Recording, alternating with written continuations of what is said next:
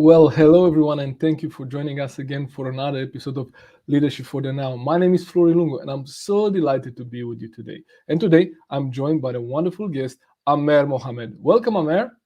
Hello, thank you. How are you doing today? I'm very good, extremely good actually. Wonderful Always to hear. happy. Yeah, great. It's a great mindset. So, obviously, for someone that kind of knows you, they know that you've been with Coop and Stena Line and you've done some wonderful transformation there. But someone that maybe doesn't know who you are, tell us a little bit about you. Yeah, sure. So I'm a nerd at my soul. So I've been a programmer since I was 14. Extreme techie, extreme sci-fi nerd. And I've had the great fortune of starting up companies, and of course I bankrupt a few, but I also managed to sell one. And after that, I was the global innovation director for Stena Line for Mhm. 6 years. And then after that, I was the chief digital officer for Co-op in Sweden for 3 years. Wow, and you've done some wonderful projects there, and I'm sure you have some lessons to share with us. But before we kind of start, like, what did attracted you to the tech world, like to be nerd and to kind of look into things? How did everything started? Actually, it started because I don't know if you remember this, but back in the day, if you wanted to play a game, you couldn't just double click an icon and it would start. No, Um, you so needed a little so bit more skills, right? Yeah. So what I needed to do, I realized there was no Google or so. I had to, look in and at chat boards and stuff. But there were something you could in when you start up a computer. This was a Windows computer. You had to go into two different files and hack them, config sys and outexabat. You have to go in there and hack them so that you release memory so you can start the game. Wow. And that in combination with me personally, I'm a very creative soul, but I'm worthless in drawing. I cannot draw for shit. Mhm. So I realized that through programming I could create whatever I wanted, and that to me was Wow. fascinating. I could control this machine that everyone says is controlling the world, and I could easily control it by programming it, and that was to me something mind blowing, and that's how it all started. Wow. And then you created that app, right, for fitness, or what kind of what Yeah, was your yeah. So the first thing I did was I created one of the first SaaS software as a service solutions for free newspapers. You remember back in the day, Metro. .se here in Scandinavia, City and so on, 20 Minuten in Germany and so on. We created back in 2003. This was the first company I started. A web-based distribution system for free newspapers. It was the unique world first, and that was very fun to do. And after I sold that company, I started a second one because when I was between companies, I started Mhm. playing a lot of World of Warcraft, and I gained a lot of weight. And then I needed to lose that weight, and I learned that there were something called apps in this new thing called iPhone, and I downloaded some fitness app, but they were so boring. So I thought I can do that better myself. So that's the second company we started. So we basically, it's like a game where you get the character, but you can only level up by jogging in real life. That Right. So, was so the so basic. you were, kind of incentivizing people to, do some physical activity to be able to progress in the game. Exactly. That's exactly Brilliant, how it was. brilliant, brilliant. So tell us now, because you have been in some positions with these, companies in Sweden, and you see some things that we don't see, right? So what are some macro trends that you're looking at and we should be aware of? Yeah. So right now there are two major things. One is the Web3 and the whole NFT blockchain technology that is coming, and I'll go into a little bit deeper into why.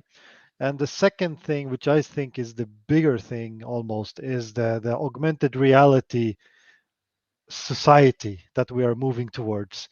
And augmented reality, let's start with that. I don't know if you know what that is, but you remember Pokemon, Yeah, where you yeah. could see digital, characters on a physical place. The big trend now, or the big buzzword right now, is metaverse.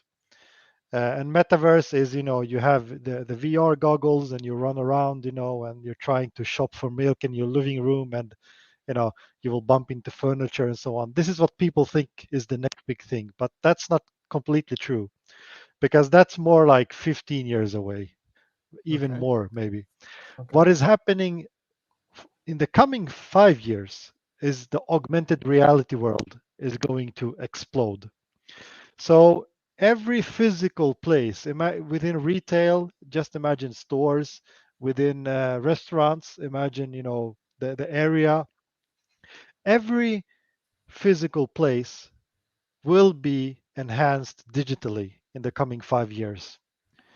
So that's like adding a completely different layer. That's like, first we added the web page, Okay. then we added the mobile app. Hmm. Now we're going to add the AR layer. So just So imagine how, what's the benefit of that? So help us, because I'm yeah, not a techie, sure. right? So So would you mean that I will be able to, with the Googles, kind of step into the virtual restaurant and kind of look around? no, no, Is no, that no. okay? You will, let's say that you wear glasses. So almost 40% of the world population wear glasses. Yeah. Let's imagine I replace these glasses. This is like 4 years away, maybe. I Okay. will have augmented reality in my glasses. So this Okay. means when I come from the grocery retail industry now, in my latest experience, if Yeah. I go into a grocery store, when I look at products, they will immediately tell me what products I should buy and what I should avoid. So if I'm allergic to something, it will Yeah. say, I can see a big red cross on the product.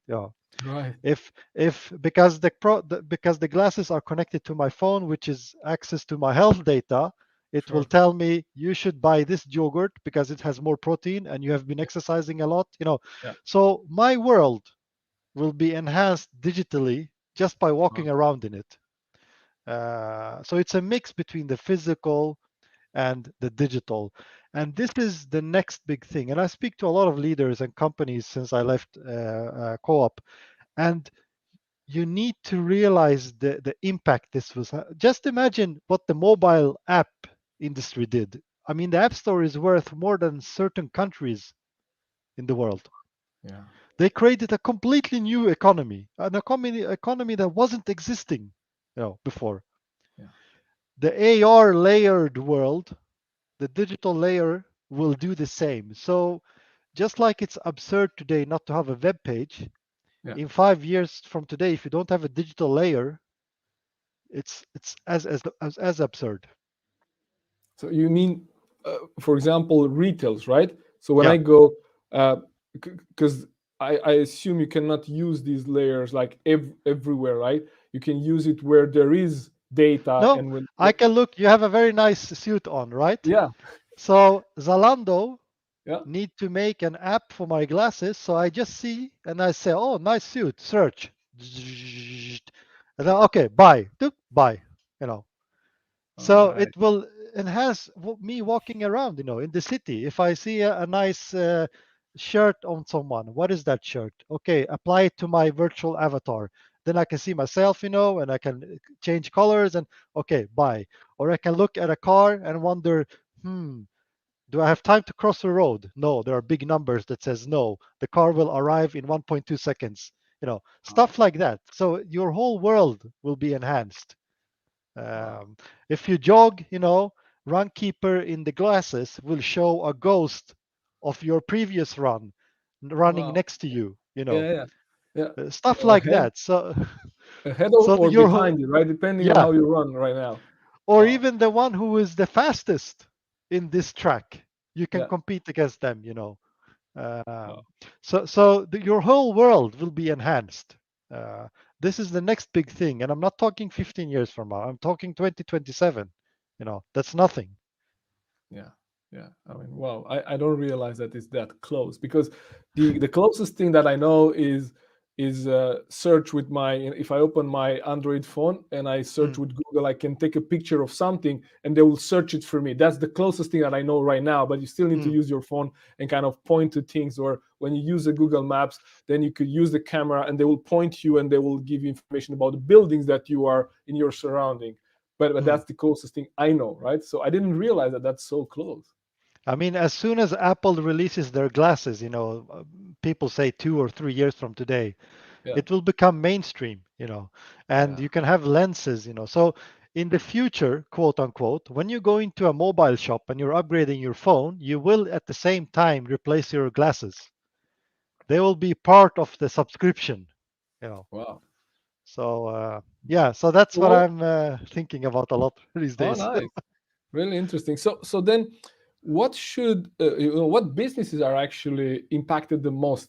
Like you mentioned retail, and I can Mm, clearly see like when I see something like a haircut or a clothing, something that I want to see how that will fit on me, right? How I mm, will sit on it before I buy it, and I can understand how me going grocery shopping and having suggestion. You like this meat more than the other. This is what you bought last mm, month or what, mm. right? Something like I can see that. But what other industries do you see will be disrupted by this technology? I think health and fitness will also be affected a lot, you know, and especially someone needs to be the glue that ties everything together, because looking at what, I talk a lot about Apple, not necessarily because I'm a fanboy. I mean, I am, but that's not the reason. The reason is that they're affecting so many people. So when they release something, it changes behaviors, it Yeah, changes society, That's yeah. why I spend, at least 1 hour every evening only reading their patents. I Wow. mean, that's the kind of nerd you need to be, Yeah. uh, uh, because they change societies and behavior. So, looking at what Apple is doing with health, for instance, your devices will know more and more about you. So, just like today, you've read about the stories where people wake up in the morning and the watch says, your heart rate is strange, you're going to die, basically. Yeah. And then you have to contact the doctor, and then they check you up and they say, yeah, something is wrong. We found the blah blah blah. They are getting more and more advanced. These sensors, in the watch and in the app and in the glasses or in the earbuds or whatever it is.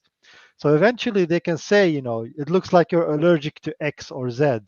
It looks like you should avoid lactose. It looks like you're going to get skin cancer. It looks, and this has to tie into, the medical industry. It Hmm. has to tie into the health industry. It has to tie into the grocery industry. It has to, and someone needs to tie all this together. And this is what Apple is doing. And you need to understand how your business is affected by that. That's very, very important. Um, Absolutely. that's what Absolutely. I Wow. believe. Yeah. Yeah. Absolutely. That's so good. Thank you for Am I, sharing that. maybe I'm scaring your audience now. I don't know. No, no, no. I don't think you are. And if they're scared, it's better to be scared and prepared than not to be prepared, right? Yeah, that's true. I don't think that's the problem. So if you think back a little bit to, because I had a question specifically about Web 3.0, the Oh, yeah. blockchain, NFTs, because I think that's another trend where I try to educate myself just to understand what do I need to do. I work with training and I work with Mm, leaders, and is there mm. something that I need to know for myself? But tell us a little bit about what's the impact of that into our life, customer behavior, and also as leaders, like into our organizations. Yes, yes, definitely. So I mentioned about I mentioned Web3 slightly. Web3, people need to understand that Web3 is more about a layer added on Web2. It's not replacing Web2. So Web1 was a lot was reading and consuming content on the Yeah. internet. Hmm. Web2 was the ability to create content. So that wasn't possible in Web 1. So I don't know if you know this, but the first networks, they were owned by corporations. The very I didn't first, know that. yeah. So the very first one, IBM, AT&T, they were Hmm. closed networks. Then came the open standard protocol, and Hmm. this is when Web 2 started. Sometimes in the 95, something like that. This gave you the possibility to also create, not only consume what the big corporations are creating. You can also create content. This is what eventually led to Instagram and Facebook because it's content you create on the and people can consume. So the problem with that, the problem with Web 2 that it was never complete. You were missing a very important aspect, and that aspect was the ability to send and receive value, monetary value, financial value. Mm-hmm. That we were still using the standard money system. Yeah. The second part was that you could not have any kind of authenticity. So no one knows who you are on the open internet. It can be completely anonymous. That was a big part that was missing of the Web 2. Mm-hmm. Web 3 is solving that. You can have the real digital value, money, different kind of coins and so on. And right now there are many, but it doesn't matter. There will be a standard eventually, Mm-hmm. and you can verify using NFT technology, blockchain, that you are you, or you actually signed this, or you actually own this. You know, doesn't matter if it's a digital asset or a physical asset. So now that's solved. At the same time, we're having GDPR that is getting stronger and stronger, personal integrity, privacy. Mm-hmm. Eventually, what that's going to lead to, and this is one of the reasons Facebook is investing $10 billion per year into creating their own metaverse. What this is going to lead to is that eventually customers, people will own their own data. So if I post an image on Instagram, Instagram cannot run away and then sell it, to others. That's what they do today. They sell the Mm-hmm. data. Eventually, the customer has to own their own data. And that means that if you're in the business of creating, like loyalty program, like a co-op has or ICA has or any, big Yeah. brand, Yeah. then you're pretty much fucked because the customer needs to own that data. So what did Starbucks do 2 weeks ago? They released the very first Web3 enabled loyalty program called Odyssey. You have to Google it. Okay. Tell What us that more about that. Yeah, so what that means is that the customer own their own data. And if they need to if Starbucks wants to use it, they have to pay the customer Oh, because really? it's So theirs. that's the loyalty program, right? That's the so I'm giving you permission to use the data, but I get a Yeah. coffee amount in exchange, or whatever that Yeah, you program get is. in this case you get coins, and these Yeah. coins are, they are, blockchain coins, and Yeah. you can sell the coins for real money. All right. So it's not that, if I don't care if someone makes money on my data, but I want it's my money, I have nothing to hide. I want to sell the data. Sure. Sure. So then co-op or Facebook or ICA or whoever, they need to realize that they need to re-transform their platforms to support Web3 because there will be regulations. Already now it's very hard, with the GDPR. Yeah. But imagine GDPR on steroids. You're not allowed to do anything except you don't, even if the customer says, you're allowed to, they won't. You need to own it, physically own it on the blockchain. Wow. And this is a big change, for customers that rely on this data today. Uh, Absolutely. am I shouting? Sorry, I'm just passionate. No, no, no. No. You're very passionate about what you say, and you're not shouting. Okay. It's perfectly right. I'm just now curious about, because one thing is like, in my mind, I thought that GDPR and you owning your data are kind of competing or working against each other. But what you're saying is now that with the Web 3.0, it's Mm. actually me owning my data and no Yeah. one else having access to it unless I actually join their metaverse version of whatever it is, right? Yeah. Or loyalty program or whatever Right. it is. So wow, that's so good. So then for someone like me and you, right, what are Mm. you doing to be present in Web 3.0, right? And anyone who wants to have a public figure, right? Because I don't Mm. know actually, how do I identify myself in Web 3.0? What do I need to do? Because I think I have not found it's probably self-serving a little bit, this question, Yeah. but also many of our audience and our viewers who actually have, they don't know where to start. Like Mm, mm. what would someone do to just to start and be there and kind of see, okay, so here is Yeah. where my data will be stored and this is my asset actually. So, in point of time, where we are right now is very similar to the 1990s. The, and during the 1990s, there was something called the protocol wars. So, Okay. which protocol would win, for the open internet? And eventually, it was the TCP/IP. Okay. The same thing is going on right now in this business. There is the Web3 protocol wars, if you want. There are different. I use the MetaMask wallet. Hmm. There are many kinds you can use, and there is no real standard yet. And one of the problems I think is that regulators need to get involved to help decide what is the standard, and they need to transform the GDPR rules and so on, so they meet up with the Web3, and this makes it become more mainstream. But what companies are doing, like Starbucks, for instance, Hmm. this is the way to make it, broadly mainstream. They have 26 million, loyalty members. Yeah. And what happened now is that all of a sudden, 26 million people all over the world at least heard the word Web3 for the first time. Oh, And yeah. they also heard the word NFT, non fungible tokens. This is the technology used to make sure that no one else can copy your data or access it or anything like that. Hmm. So things like this make it mainstream. So companies need to take charge, and push out these kind of solutions, which will make people, realize, oh, what is Web3? Oh, I have an account. Oh, Starbucks cannot use my data unless they pay me. Oh, what is this? And stuff. But it will come over time. It's you need to be a super nerd to be one of the first to sign up for MetaMask, for instance, and stuff like that. I understand. So for someone that has, for example, a customer base, right? So Mm, now we're complying with GDPR, right? And we have these customer relationship management platforms that are, you know, hosting that data and hopefully it's secure, right?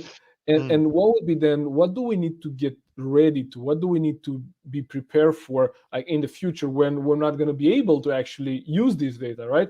yeah, Should we think into the same thing that Starbucks has done, like creating a program, like a loyalty program where they kind of give us permission that yes, I want you to kind of own my or use my data in Web 3.0, because otherwise yeah. these are not transferable, right? From 2.0 to 3.0. No, it's they're both existing. Okay. So Web3 is the layer I mentioned at the start. It's the authenticity layer and Mm-hmm. value layer. So you need to basically redo your loyalty program in Web3 technology and add the authenticity layer, which is the NFT technology in this case. This is Right. very hard for people to follow. I know, but so that's what you do. You add Web3 on top of your loyalty program, Yeah. and then you start already now. Every time you use data, you pay the customer. If it's Okay. coins, if it's real money, it's up to you. But and I mean use the data even if you're just analyzing stuff, internally. It's the same. If we were creating algorithms, to try to predict stuff, yeah, pay the customer. This will be mainstream, and Starbucks realized that, and they're one of the first to implement it. So that eventually, when every coffee maker in the world realizes this, and the customer cannot, actually maybe they can, but they don't want to sell the data all over the place. They want one, and of course it's the first one they will stick to because they're worked up, a lot of loyalty points, and they have a lot of money in invested, and stuff like that. And I believe eventually, you can make a couple of $100 on your own personal data, every month.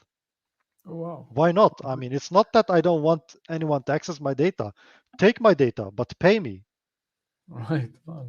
That's empowering for the consumer, right? Because we feel that we have kind of lost control with Mm, everything, like all the all the technology that is used right now to track our actions online, right? And also mm. for that augmented reality technology that you mentioned earlier, for that to work, it has to know a lot about us, right? Yeah, yeah. It has to access the data. Yeah. So this is fascinating, but we're not going to go deeper into this. I want you to kind of share some thoughts on what are some opportunities for organizations that take digital transformation seriously, like your experience with Stanaline, with Coop, and other companies that you're advising. What would be some of the opportunities that they have if they take it seriously? I mean, one of the great results or consequences, if you may, but of doing what we did at Stenaline and also what they did at Co-op is that it was attracting a lot of talent. And I can tell you the hardest part. I can sit here and talk about augmented reality and Web3 and this and seem really cool. I can make the best presentations, the coolest videos, and we can have the nicest suits in the boardroom. Hmm. But it doesn't mean shit if you cannot take the talent that is working at Spotify. You know, Yeah. and being first mover advantage, it attracts the kind of people that you need in your organization, the kind of people that doesn't like to know how to solve things. They need to, you know, have no clue how to do this. That's the kind of people you want that thrive in that environment. Because it was fine. It was fine when the world, changed every 15 years, maybe. Yeah. But now the world is changing every two iPhone models. Yeah. And that then you cannot have people that, okay, I know my shit and I will keep doing it for 10 years. No, no, no, no. That doesn't work today. No. So that's the big advantage. If you move first, it will attract talent, and you're nothing without talent today. Absolutely. Well, I couldn't think that that's one of the benefits, but you're absolutely right, because in order for you to transform, you need new thinking, and if you're just relying on your previous workforce, Hmm. they're probably not going to take you where you need to go, right? So that's a good. Sometimes even the current workforce, like many times it was at co-op, they have ambition, but no one is, pushing them to do the next thing. So you can even have where you current workforce who has been hibernating because of wrong leadership. All right. Yeah, that's so good. So what would be then some of the challenges that organizations face when you I'm sure you have discussed with organizations where there was resistance, right, to do the Yeah. transformations, and also maybe some that do not yet see the benefits in that. So what would be some of those challenges that leaders face in applying digital transformation? Yeah, so I think the major challenge would be trust. You need to have complete trust in the person you bring in. It's not about, okay, work for 12 years and then you earn our trust. Yeah. No, we bring in the head of AI, we bring in the head of experience, we bring in whatever it might be. And if they say jump, you say how high. Not, yeah, this guy or girl recommended jump. Let's take it into the boardroom and discuss it in a closed between four walls and then Yeah. announce the decision later. No. And this is also the case, especially in the Swedish context. A company should not be a democracy, it's a dictatorship. And you need to understand that. The guy or girl who is responsible for logistics, they take all logistics decision. The person responsible for sales takes all the sales decision. The person responsible for technology for some reason today, you have endless discussions by 21 stakeholders because technology for some reason everyone thinks they know. I have Hmm. no idea why. I guess it's because they have a computer at home, so they think they know technology. I have no idea where this comes from. Um, but the guy or girl who's responsible for tech, let them take the tech decisions. But this Yeah. doesn't happen today. Today it's about consensus and it's about long meetings so that eventually, if something fails, you can point to a paper and say, you know what, we agreed on this together. So there is no one to blame. Yeah, like And this will the kill. Vasa ship, the Vasa ship that sunk outside of Stockholm, and no one's been condemned for that. So I get I get it absolutely, because yeah, I I I also see the same. You have to know when to ask people's opinions. Mm, Not everyone around the table has an opinion about tech or sales or mm, finances, and it Mm, doesn't mean that everyone should be included in that mm, decision if they don't have an opinion about that. And I mm. know I know what you're talking about. So it's so good that you mentioned that, because it's a dumb thing for a company to hire someone like you and they'll then tell you what to do or take your Yeah, thoughts into the yeah, boardroom, right? yeah. So why would you do that? I think that's so good. So we are at the top of our time. I want to ask you, maybe, what are you looking for in 2022 and beyond? Like, I know now you left Coop, right? Mm. So what are you working on or towards? So what I'm doing right now is I'm doing a lot of lectures. I Mhm. never actually knew that my name was so strong in the industry, so I'm very happy about that. So I'm doing a lot of senior advisory roles, board room roles, and so on. But some people have asked me, "Are you not going to join another company?" And yeah, I mean, I'm looking always for opportunities. If someone out there has something they want to discuss, just ping me on LinkedIn. But I'm really picky about jumping on the right opportunity. For me, it's important to have the right kind of leadership that wants the same or sees the same as I see. Absolutely. And I've seen I followed your journey, and I just want to share this story. We shared it just before going live. I saw you speak a few years ago, maybe it was 2018, 2019, in Gothenburg, and you were sharing a story when you had a conversation with the Swedish tax authorities, right? And you Yeah. asked them a question like, when it will take us 1 hour to commute between Paris and Gothenburg, where do you think people will pay taxes? Right? And for me, that was like, really, that stuck with me. And I said, here is a visionary, right? And it's just a matter of time when we will be able to commute between Yeah, Gothenburg and definitely. Paris in Yeah, 1 hour, right? yeah. So now I'm commuting between Denmark and Sweden, and I have the choice where I want to work and pay taxes. And I'm Mm. actually from Romania, which is not too far, and I can fly to Romania in 2.5 hours and pay Yeah. taxes in Romania, right? So that was such a good question, and I don't think that the Swedish tax authorities are ready for that. No, But still. yeah, so yeah. But thank you for sharing your thoughts today. Like, a closing question that I ask all our guests is like, what does leadership today means to you? If you'll be defining in one word or one sentence. By being an enabler. You need to enable your organization to be better than they even thought they could be. Wow, One of the reason I've had success is not because I'm so smart. Trust me, I've done many IQ tests. I'm at best I'm average, but I work with people that are very, very smart, and I always try my best to enable them to do their best. Uh, absolutely. Yeah, I can see that, and that's so good. Yeah, think it's even more important in today's world, right? So, and mm, and it's great that it comes from someone like you, because, as you mentioned, like, you are seen as someone that knows their stuff in your mm, industry, right? So if you say, well, it's not me, it's the people that I mm. enable, it gives hope to a lot of other leaders. Great. You just have to admit that they're not very smart, and I have no ego, so Yeah, and sometimes that's difficult. That's difficult to admit. Absolutely. All right.